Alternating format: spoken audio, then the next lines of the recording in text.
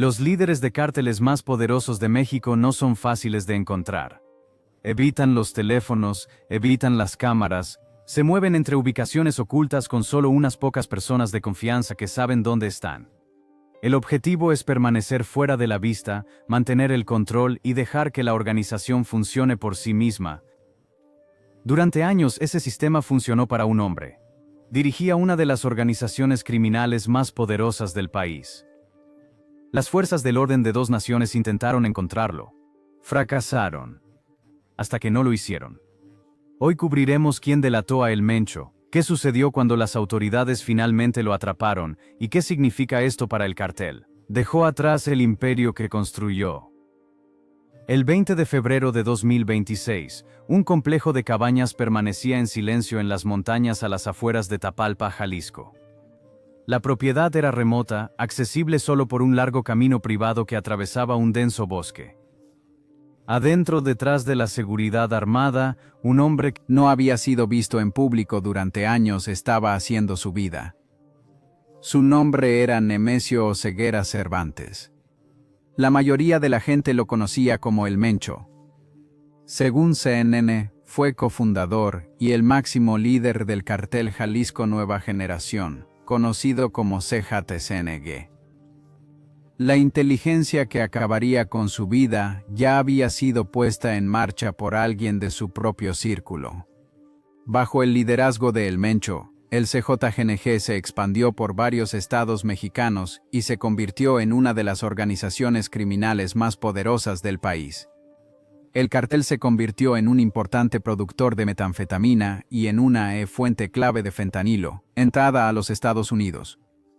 La organización también publicó videos de estilo militar que mostraban convoyes armados y combatientes enmascarados.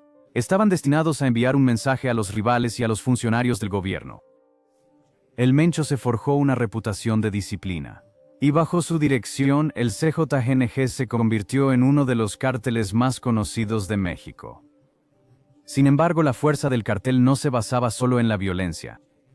Se trataba de cómo El Mencho diseñó la propia organización. El CJGNG operaba con un modelo de franquicia. Los jefes regionales tenían un alto nivel de control sobre sus propias áreas. Gestionaban sus propias operaciones, aplicación de la ley e ingresos. Al mismo tiempo, El Mencho mantuvo el control de la situación general. Aprobó alianzas, eligió dónde expandirse y tomó importantes decisiones financieras. Dado que el trabajo diario era manejado por líderes locales de confianza, el cartel podía seguir operando incluso mientras El Mencho permanecía completamente oculto. Esta configuración hizo que el CJGNG-M fuera muy difícil de desmantelar. Si un jefe era destituido, otro podía tomar su lugar. Si se cerraba una celda, otra podía ocupar el territorio. El cartel no necesitaba la presencia física de El Mencho para seguir operando. Cada región tenía su propio líder, sus propias líneas de suministro y sus propios ingresos. Debido a esto, el cartel siguió creciendo, incluso mientras su fundador permanecía completamente fuera de la vista. Este diseño puede ser una de las principales razones por las que el CJGNG se extendió por tantos estados tan rápidamente. Durante años ese sistema funcionó. El Mencho evitaba las apariciones públicas. Evitaba la comunicación electrónica. Se movía entre casas de seguridad con equipos pequeños y de confianza. Las autoridades tanto de México como de Estados Unidos ofrecieron grandes recompensas por él. Nada de eso funcionó. La distancia que El Mencho mantenía entre él y las operaciones diarias del cártel lo hacía muy difícil de encontrar. El número de personas que conocían su ubicación exacta en un momento dado era extremadamente reducido. Entonces, alguien cercano a él creó una oportunidad. El rastro no comenzó con una llamada telefónica o un envío. Comenzó con una relación. Parte 2. La fractura. El 20 de febrero de 2026, las fuerzas mexicanas recibieron una información de inteligencia específica.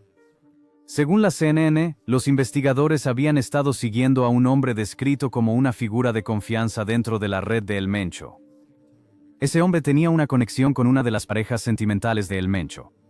Al rastrear los movimientos de las personas en ese círculo, las autoridades trazaron un camino que condujo al complejo de cabañas en las afueras de Tapalpa. CBS News confirmó que el secretario de Defensa, Ricardo Trevia Trejo, afirmó que la vigilancia vinculada al círculo de una pareja sentimental proporcionó el avance clave. Una pareja romántica había visitado el complejo, ya que en algún momento ella se fue. El Mencho se quedó adentro con su equipo de seguridad. La visita, la partida y la vigilancia en torno a ambas dieron a las fuerzas mexicanas algo que nunca antes habían tenido. Una ubicación actual confirmada. Esto no fue una coincidencia. Surgió de un trabajo de inteligencia constante que encontró una brecha que el Mencho no podía controlar por completo.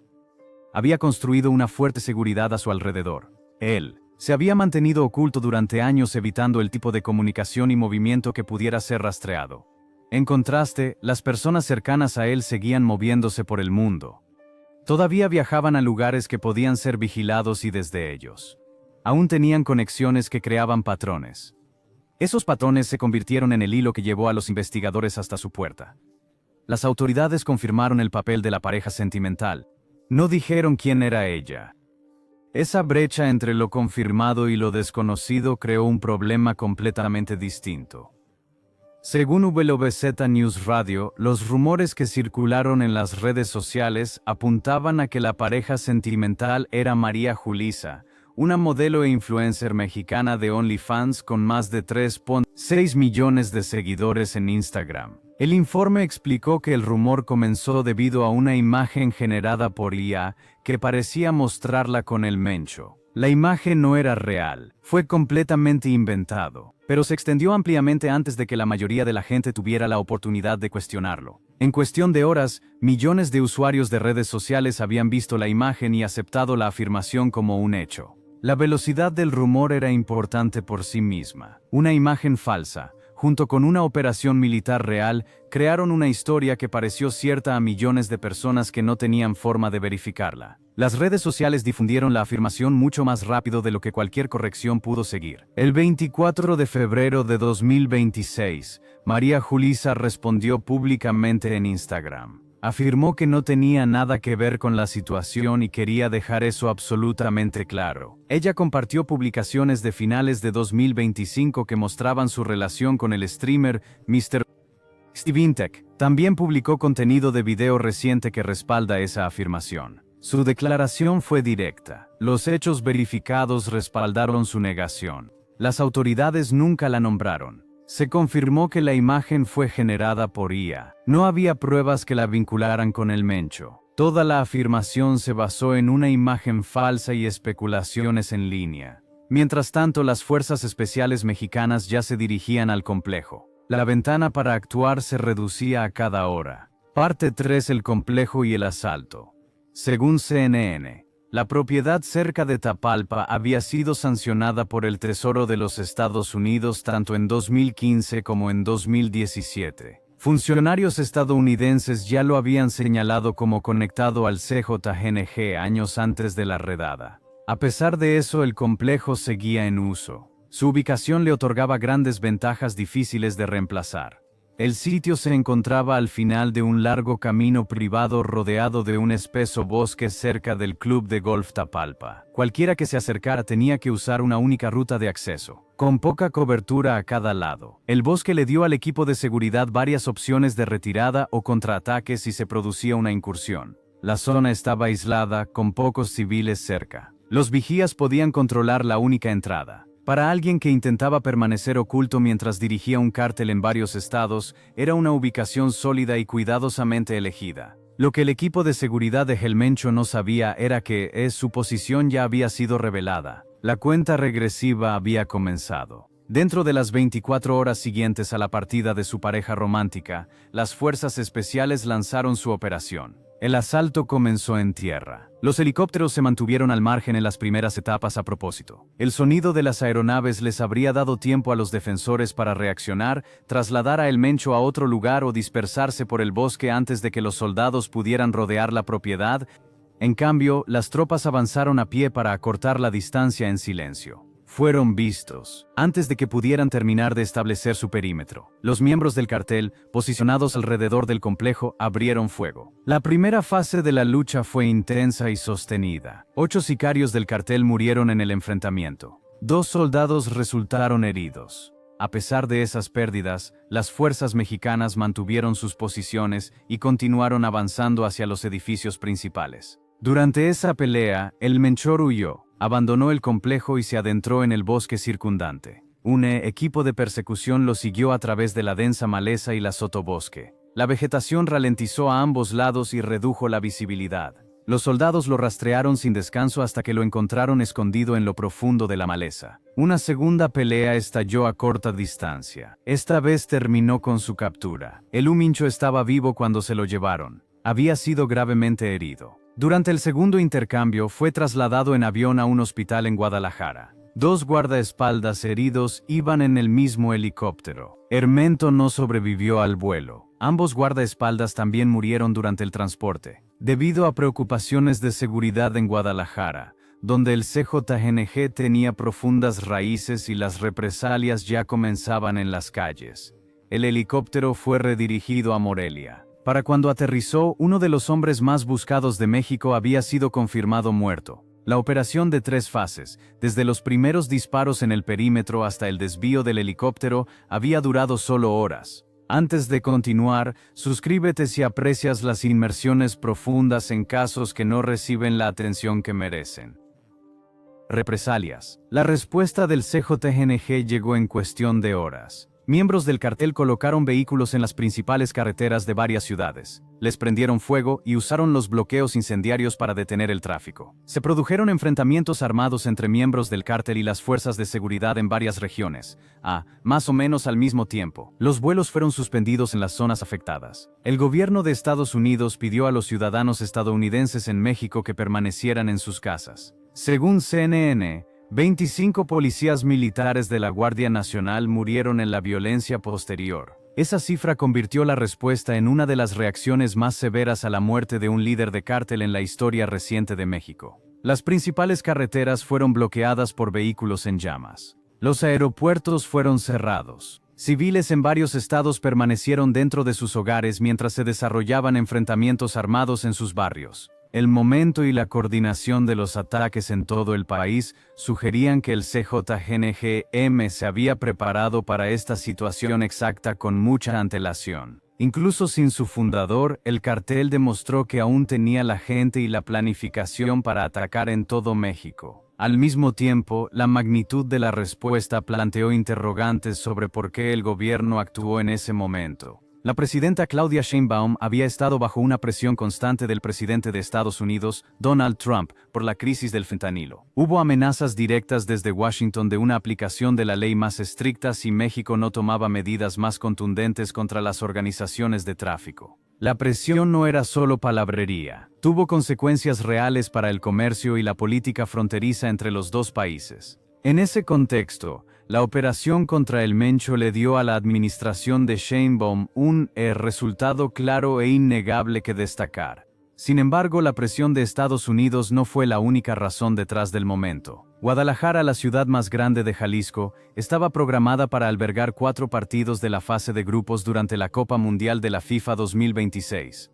El turismo, la inversión y la reputación internacional de México estaban ligados al éxito del torneo. Decenas de miles de visitantes internacionales y una audiencia televisiva global se centrarían en el país durante semanas. Permitir que el líder de cartel más poderoso de Jalisco siguiera activo durante ese periodo habría sido un riesgo importante para el gobierno. El Mundial no fue solo un evento deportivo. Era un momento económico y diplomático que México no podía permitirse que fuera eclipsado por la violencia de los cárteles. El gobierno probablemente decidió que la reacción, aunque esperada, podría ser controlada por las fuerzas de seguridad en las semanas y meses previos al inicio del torneo. Al mismo tiempo, la información era reciente y la oportunidad escasa. Cada hora que pasaba aumentaba la posibilidad de que el equipo del Mencho lo trasladara a una nueva ubicación. La oportunidad podría no haberse presentado de nuevo. ¿Qué le depara al CJNG ahora? Los expertos en seguridad no esperan que el CJNG se desmorone de inmediato. El modelo de franquicia que creó el Mencho significó que las operaciones del cártel se extendieron a través de docenas de células separadas.